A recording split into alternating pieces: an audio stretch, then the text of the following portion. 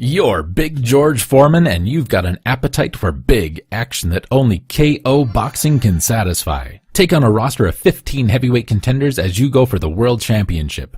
Rook your opponents with stinging left-right combos. Pound your way to the title with a spectacular Big George Super Punch, while the computer judge tracks the action. George Foreman's KO Boxing puts the power of the greatest knockout artist in your hands. And judge was in quotes, that's why I said it that way. This is George Foreman's KO Boxing from Beam Software, published by Acclaim, released in 1992. Acclaim and Beam did a lot together, almost to the point where I think they might have been the same company somewhere along the lines. This is, of course, a boxing game starring George Foreman. You might know him. He's the guy who sells grills. But before that, he was a boxer, and a pretty darn good one, if the histories are to be believed. This is probably the closest thing you'll get to Punch-Out without actually playing Punch-Out. Something I picked up on while playing this, so there's that. This was released in 1992 for the Mega Drive and Genesis and other consoles like the Super Nintendo.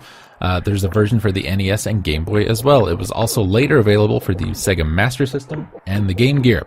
The two versions differ greatly based on the 8 or 16-bit, and other releases were based on the Master System version of James Buster Douglas Knockout Boxing.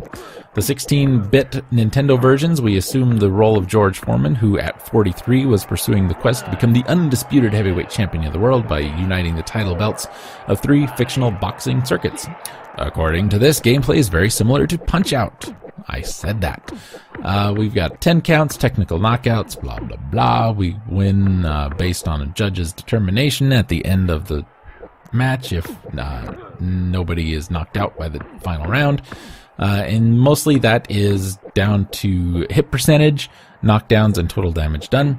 16-bit versions would have a portrait of each boxer with their energy meters. The portraits become progressively battered, as you take damage. There's a password system. The game, however, was poorly received. Mega said the dire gameplay and abysmal graphics make this a game to avoid. I don't think the graphics for this version are absolutely terrible. They're mid-range at best, but the controls and the action, just play Punch-Out.